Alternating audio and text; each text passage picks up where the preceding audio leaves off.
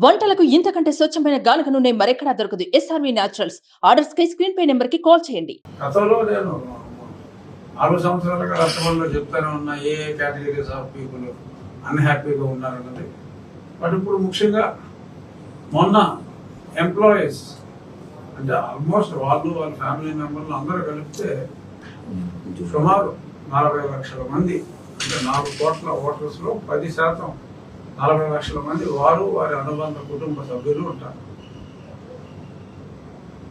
4,50,000 మంది ఓటు వేశారు.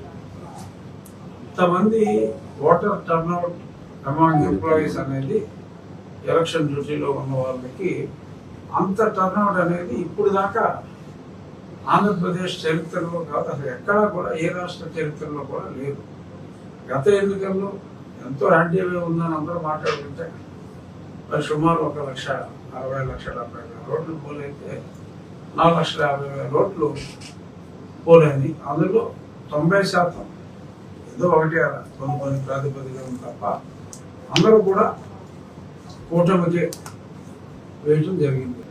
రాబోయే రోజుల్లో 150 పై స్థానాలతో చంద్రబాబు నాయుడు గారు ముఖ్యమంత్రి పోతున్నారు అనడంలో ఎటువంటి సందేహం లేదు.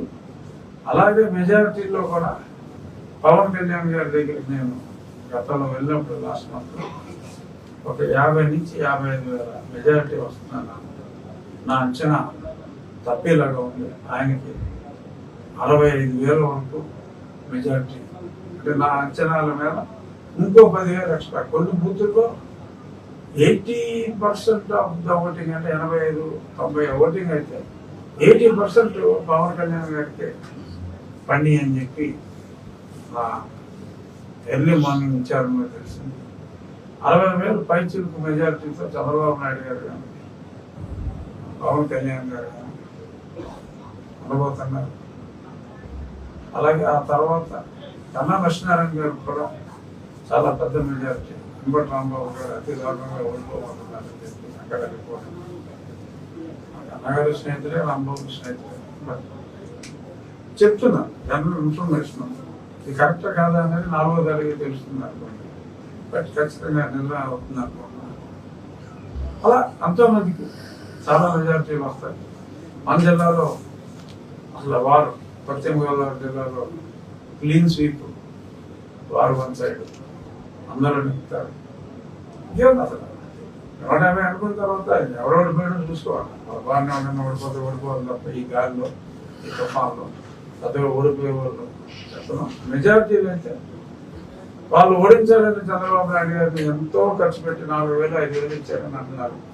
ఏమిచ్చినా 60,000 పైచులకు మెజారిటీతో తెలుగుదేశం అధినేత జనసేనాన్ని ఉండబోతున్నారు. సరే, ఇక నా గెలుపు ముందే చెప్పారు. నల్లేరు మీద నడక ఎన్ని ప్రయత్నాలు చేసినా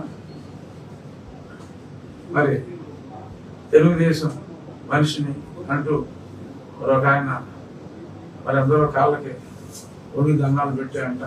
సరే, ఆయన బాడీకి మంచిదే, నష్టం లేదు అంటే. అయినా నిన్న ఎక్కడ సింహం తగదు. సో అది ఒకటి కాదు, ఏదో కొంత అబ్స్ట్రక్షన్, కొంత మెజారిటీ తగ్గడానికి అది దోహదం చేసి ఉండొచ్చు. ఆ వ్యక్తే లేకపోతే నా మెజారిటీ కూడా కొంచెం అటు ఇటుగా ఇందాక నేను చెప్పిన దగ్గరలోనే ఉండేది. అయినా నష్టం లేదు. 1 కోటితో నెగ్గిన, 1,00,000 ఓట్లతో నెగ్గిన గెలిపే. బట్ నేను కూడా బ్రహ్మాండమైన మెజారిటీతో ఖచ్చితంగా గెలవబోతున్నాను. అందులో ఎటువంటి, అందుకని ఇంతమంది చెప్పి అసలు నీ సంగతి ఏంటని చెప్పి నన్ను అడుగుతారు నార్మల్. అందుకని చెప్తున్నా, కంఫర్టబుల్గా డీసెంట్ మెజారిటీతో నేను కూడా నింపుతున్నాను. సుమన్ టీవీలో మీ పర్సనల్ అండ్ బిజినెస్ ప్రమోషన్స్ కోసం కింది నెంబర్కి కాంటాక్ట్ చేయండి.